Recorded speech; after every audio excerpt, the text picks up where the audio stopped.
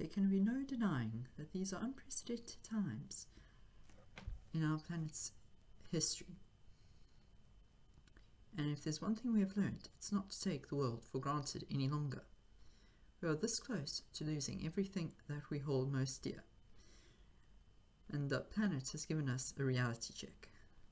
Whether it's increasing climate change related disruption risks from the wildfires sweeping across Turkey, Canada, America and the Mediterranean, whether it's extreme climate change storms in the Pacific, flooding in the UK and Germany, and all waves of unprecedented challenges, such as the collapsing of many ecosystems and the threatened collapse of the Gulf Stream current.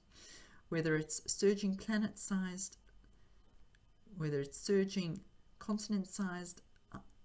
islands of giant plastic floating waste and pollution, oil spills or former tropical paradises such as Mauritius, whether it's food instability, civil unrest, wars, anarchy, strife, disruption, huge swathes of migrants deciding to flee what they seek for sanctuary, whether it's the disruption caused by these and many other events that is causing us to face challenges and many of us to despair,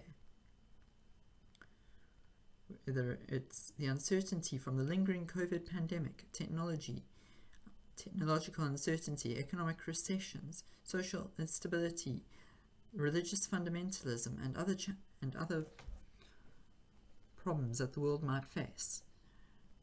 It can be no denying that these may seem like really dark times. But there is a way out. There is a solution. Time does not have to run out if we ourselves are prepared to do whatever it takes to find our way out about it. And more, there are a number of those of us who have found ways out, who are believing in it, and are looking to spread the message and trying to encourage and inspire more people and to get as much into it as possible. Therefore, in these subsequent webinars, will be looking to showcase some of the solutions and hopes and opportunities that are out there in the world today. For there is a new path and new way out of this future if we ourselves can seek to do something about it. And I challenge us all to look deep into what matters. More and more, the world is turning towards the oceans as our potential saviors, to the marine or blue economy sector as a potential to solve us. More and more, there are others looking at rewilding the oceans and ecosystems, restoring our planet, and doing unprecedented moves in climate change, adaptation, resilience, migration, and other solutions, or the waste circular economy, or space, or other innovations and technologies. And it is my honor and my privilege to try and show you some of these movements in the upcoming series of webinars if you seek to be of interest. For those of you who may be wondering who I am, my name is Dr. Jack Dyer, founder of Blue Economy Future, which is a movement in awareness, as well as a consulting firm devoted to not just taking talk, but for talk is cheap, but doing whatever it can to strive into making implementation. And as part of this, I have been privileged to encounter many different strategies and approaches. I have honors in economics, a master's in the maritime law, maritime economics from Africa, and a PhD in the South Pacific from Blue Economies and Climate Change. I have created a LinkedIn profile, Dr. Jack Dyer, Blue Economy Future SA, and a website, http://www.blueeconomyfuture.org.za. But I'm also looking to expand to YouTube and other interesting channels to show what the opportunities are for so forth. And so I will move on to my first webinar presentation to shout out to the world to show you what's going on. But I'm here to say that there will be more, and please feel free to get in touch to keep on dreaming, to hope, and to realize that even though it may just seem that the politicians are talking and that there may seem little hope out there, but to remember never to give up, because there are solutions out there. We just not only need to be aware of them and to find them, but also to help support and believe and dream in whatever way we can. Thank you. Imagine a sector with over $24 trillion each year of unprecedented assets that can contribute 50 to 100 million jobs, that has the potential, the resources to save us, to provide infinite clean energy, to reverse our steps against climate change, to rewild and save our planet, extend our lives and health with considerable longevity. Imagine a realm where each of us can have the potential to explore and discover enormous challenges and opportunities, which holds immeasurable treasures, a sector which has all the minerals, commodities, and food that could sustain our increasing population, that can resolve all the problems of waste, of climate change, food security, and matter. And consider it that we actually know so little about the sector. But today that'll change. Today we are looking at how to create the ultimate blue economy future. We are looking at the opportunities and how it can enrich our lives. This is episode 1 of how to save our planet and how we can achieve a sustainable blue economy future. For it is up to each and every individual one of us to take part in this mission. Again, I, Dr. Jack Dyer, BCC Ocean Youth Ambassador and founder of the Blue Economy Movement, will help provide an introduction in this case. In future podcasts, I'll be talking about individual sectors, from fisheries to aquaculture to seabed mining to renewable energy to marine digital technology and innovation to research to entrepreneurship to ocean and climate ecosystem solutions, the founders, the activists, and the opportunities that can save our planet. But today is the start of a new era and how we can find out about it. It is really important to know what these trends and factors are, what is the basis for the blue economy, what are the core documents and policies that we should be familiar with, where can we find out more information, where can we start to look at funding our dreams and our potential, to become entrepreneurs in this space, to volunteer our causes and believe us and donate our resources in the most profitable way, to recycle our waste and create opportunities, and to realize most of all that there are others out there, that whatever hopes, whatever dreams, whatever fears we might have about embracing on the course of action to save our planet, that there are ways out. So, what can we do to save our planet? To save our planet, we have to look at what it actually means. We're looking at the ocean, blue marine ecosystem field, or related coasts and dependent policies. And it is really important. And why, you might be asking, should we care? There are many reasons why we should look after our oceans and seas. There's the ecological reasons of the fact that they provide all the substances and qualities for billions of organisms upon this planet. They provide resilience against climate change and natural disasters. They provide the food, the resources, the minerals, and the quality needed to save our planet. In addition to this, they provide the economic commodities that so many of us need. They help provide. There's also the social and environmental and economic consequences, the loss to damnation and risks, the impacts on tourism, aesthetics. There's the opportunities for knowledge and learning and anything that we might actually discover from this new path of action. There's also the instability of what might happen if we don't look to protect our future, for it helps provide redundancy against uncertainty and helps provide stability, reassurance, and predictability, and therefore it is really worth saving these functions. As stated before, the blue economy could contribute up to over $3.6 trillion each year by up to 2030, and it is an investment that is attracting more and more attention because of the huge benefits and resources that can result. Some basic calculations have shown that if we were to invest 2 to 3 trillion in the blue ocean economy, we could get $8 to $22 trillion back. We could get a 400 to 600% times benefits. We could get $2 to $5 for every dollar that we spend in decarbonisation, $2 to $17 in offshore renewable energy. So it is a highly profitable area, but it is under threat. If we don't do anything, our children and our grandchildren will never see coral reefs. They will never see polar ice caps from melting, and they'll be wondering of a time when there was less plastic than fish in the oceans. So there's no denying how gravely under threat it is.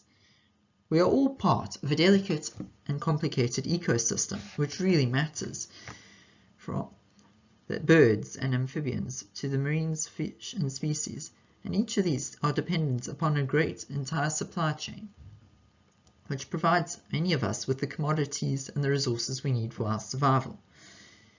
It has long been recognized that over 90% of our global marine economy depends on ports, shipping, and the maritime supply chains as key arteries upon which these commodities involve. And these supply chains and these ecosystem resources form the basis of the blue economy. Without looking after these ecosystem resources, we will not have international trade on our supply chains. We will not have many of the resources because there are very few countries in the world that are totally self-dependent upon us and what we can actually do about it. We have understood that the blue economy increasingly matters to the future of our lives and society and the world upon us, but it is of great concern that it is full of unprecedented waves and risks. Global climate change, natural disasters, the ongoing onslaught of the COVID-19 pandemic, and as I've said, the huge swathes of pollution, illegal poaching and fisheries, the threat of seabed mining and extinction, raping our pollutions. We are doomed when species are fleeing, ecosystems are collapsing, and more are becoming extinct with every passing second. We don't know, and many of us do not know what if technology will save us, if we'll have the economic resources to do so. We are living with the uncertainty of the challenges of our fragmenting society, but the biggest and most fundamental risk is human apathy.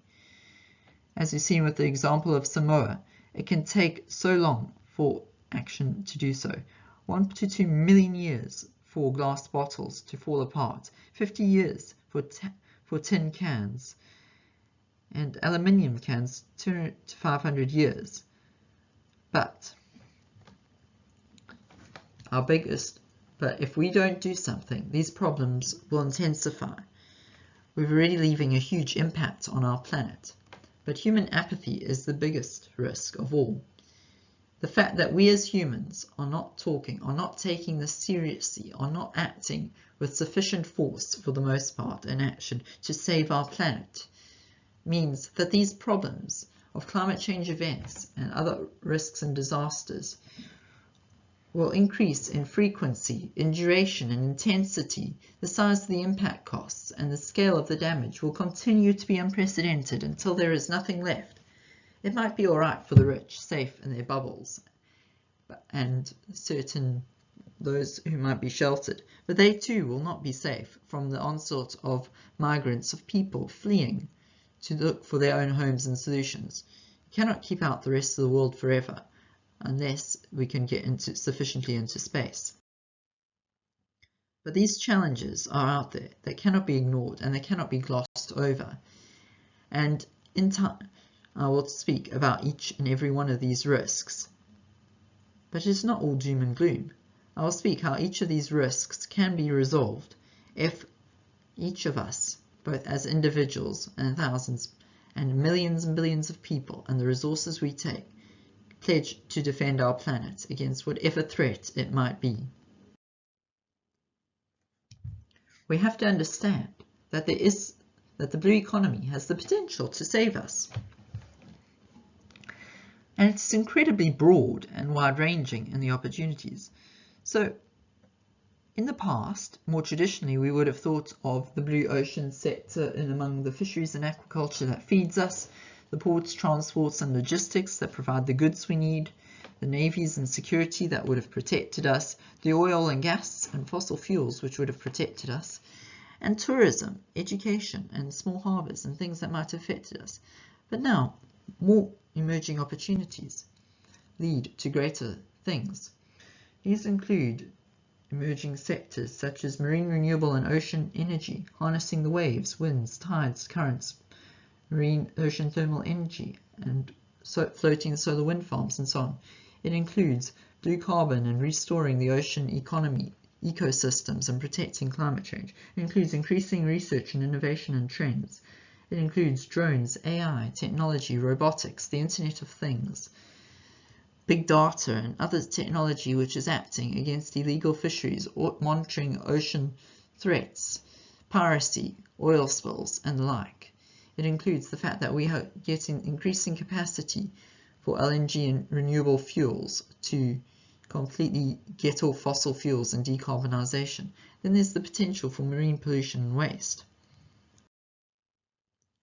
But if we really want to find out about the solutions, if we really want to know what opportunities exist, then there are many different sources of the different people who are going out there.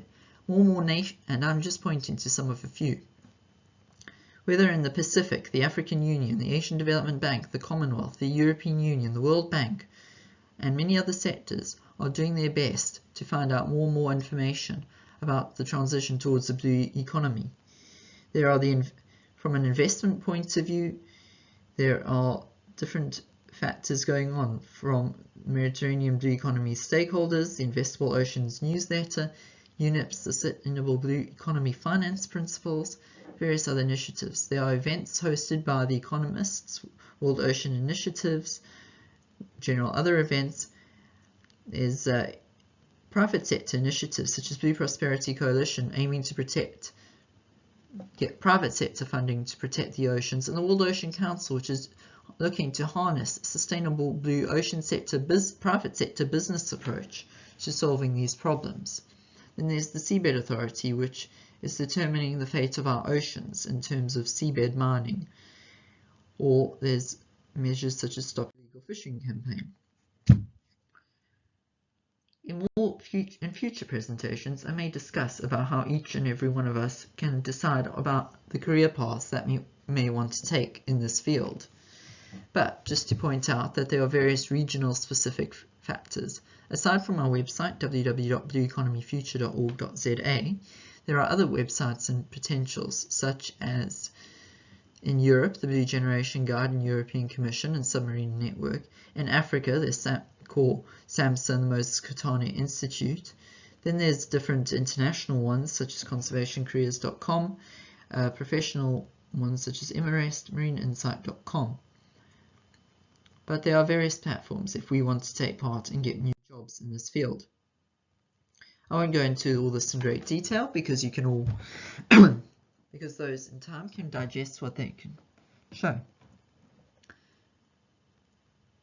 But I would like to show just how many different areas there are in fields that we may never have even imagined. So on the left hand we have all the different stages of fisheries production and supply chains, including not only the production and processing and logistics side of things, but there's also how they can link to sustainable finance, rewilding the oceans and blue bonds. There's the pets side of aspects, there's the dining side, there's tourism, there's the health qualities, the fibers, materials, jewelry, cosmetics, the training and education behind it. Then there's tourism, restoring the marine ecosystems, ferries and transport, volunteers and rangers to protect it, and the scientists, researchers and people in order to develop these sectors to protect our reserves. Then there's areas opportunities in tourism, whether it's from the guides to the administrators to the guidebooks to shops and so on. Then there's marine renewable energy and offshore energy sectors who need all the people to support the rigs, to train the crew, to transport, to manufacture, repair, maintain, and otherwise construct the devices and tools needed. Then there's desalination and salinity, which may restore our pressing water shortages, as has been already tried in the Middle East, Israel, and other places. And then there's the finance, insurance, IT, and other sectors that will help support it. There's education and training, there's the processing involved, the workshops, and other opportunities to become entrepreneurs, gain employment, and otherwise benefit. So you may wonder what the blue economy can offer you. Well, the answer is simple. There are many different opportunities for creating employment, wealth, volunteering your cause, and otherwise making a difference in this world. It is an increasingly growing sector, so there is hope for any of you looking for new opportunities. For example, if you're one of those who really want to make a difference, if you want to know where to donate your money, or to make a part in protecting our oceans, responding to solutions and others, if you want to be part of an NGO or volunteer or so forth, these are the places which benefit from your funding and resources.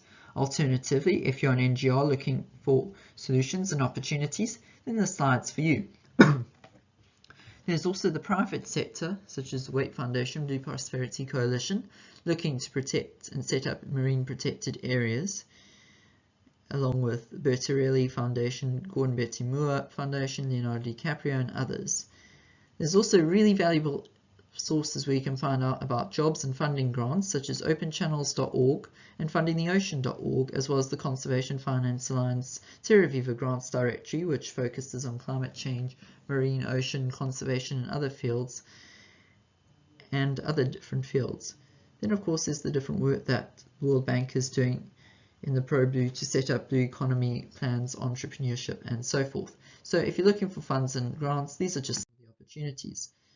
Again, if you're more interested in seeking a return on your investment, or looking to capitalize on the funders, the accelerators, the innovators, entrepreneurs, well, these are government, regional, and private sector investment opportunities where you can mobilize capital, finance, investment support, and other opportunities. And these are just some of the previous resources that I've identified to really find our way into it, the crux of the problem.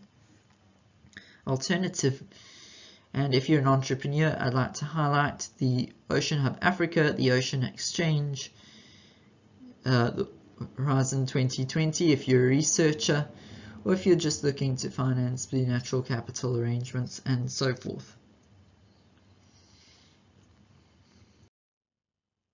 I'd also like to point your attention out to some blue economy entrepreneurship areas, if you're one of those who has ideas and wants to make a difference.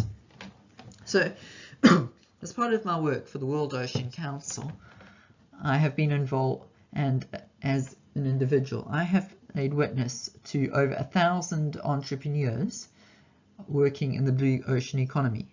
I've been privileged to be involved in creating a network and accelerator of the funders, investors, innovators, and people's accelerators, incubators, and people supporting this network as part of my work on the World Ocean Council Global Blue Innovation Incubation Network. I've also been privileged to be linked to the over 1,000 entrepreneurs, the people, the ocean ecosystem activists, and the people with ideas and opportunities. I've also have mapped out the prizes, the competitions, the events, the opportunities, and so forth. So I draw your attention to ones such as Liquid Grid, Ocean Hub Africa, Ocean Opportunities Lab, the World Economic Forum, Uplink Innovation Challenges, UNDP Blue Accelerator Labs across the Pacific and Caribbean, including Branson Center Caribbean, and in Europe, the Blue Invest EU field. I also want to draw your attention to the fact of certain blue circular economy entrepreneurship opportunities. This is just to show you that there are any number of opportunities out there, and that even the simplest thing can provide a business opportunity, as I'll explain in later opportunities. So whether it's a surfboard, a bracelet, beachwear, fishnets, sandals, bricks, roofing, manhole covers, boats, backpacks, clothing, shoes, skateboards, furniture, you name it, these products have served as inspirational examples for entrepreneurs that have taken these commodities and built a sustainable, profitable commercial interest. And I'm just giving you some global examples of companies doing great things. So if you're looking to make a sustainable difference, then there are solutions out there. You could take any idea and you can make it more eco-sustainable and sell new products. Or you can be a funder and investor to accelerate incubator to help grow these ideas. You can help actually produce the products yourselves and get involved in this field out of sustainable waste and other materials. Or if you wish to make a difference as a consumer, you can purchase and support these products and realize that everything you do is one less straw in a turtle's mouth, is one less product that is going into our oceans to help save our world. I've created a directory of over 500 or 1,000 solutions, everything from drones and autonomous vehicles to solar-powered monitoring buoys to smart digital fish-free feed wastes to certain coral blocks and fishing solutions help to create artificial reefs and restore our oceans. And I've come up with many inspiring examples and solutions, which please feel free to get in touch with me if you want to find out more information, or can show you that there is hope to the world.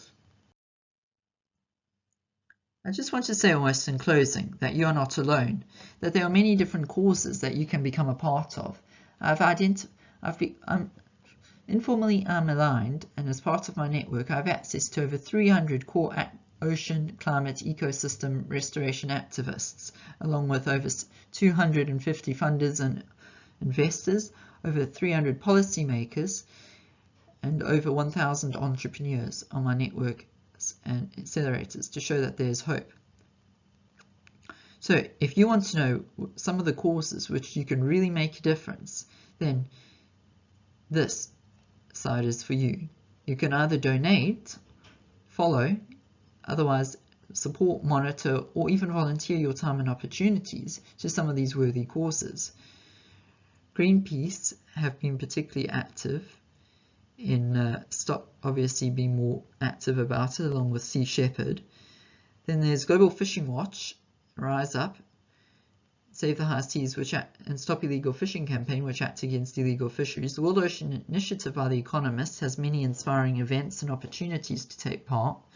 Marine Stewardship Council has done a lot to ensure that seafood itself is sustainable and traceability. The International Coastal Cleanup is one of the greatest causes to help clean up the scourge of marine coastal pollution. On each year it has an event. As I've said before, the World Ocean Council is where I'm personally involved in creating networks linked to the funders, the investors, the accelerators, the incubators, the entrepreneurs, the funders, and basically anybody with ideas or who needs support and ideas. This includes also ocean carbon ecosystem restoration solutions, adaptation of infrastructure and supply chains to climate change and other climate resilient events, the funders, the accelerators and entrepreneurs, and so forth. And then I point out to Ocean Foundation and Save the High Seas and some of the core work against this threat of deep sea mining. Again, there are over 200 worthy causes, which I could say both locally in my home country of South Africa and Namibia, which youth and people can make a difference in. If you want to find out more, from Sustainable Seas Trust and WESA to myself, I'll point out the role as Benguela Current Convention Ocean Youth Ambassador. Then there's Protection South African Coastal Conservation Society, SANCOB for protecting birds, shark life against sharks, and more internationally measures such as Children for the Oceans, which children as young as 13, 14, 15, 16-year-olds are doing incredible things. The more active role dominated by Sea Shepherd. Then, of course, WWF, Mission Blue, Global Coral Reef Alliance, Deep Sea Conservation Coalition, and at a more high-profile level, there's the Friends of Ocean Action. Finally, I just want to almost close up by saying that I'm also serve a role as a BCC Ocean Youth Ambassador.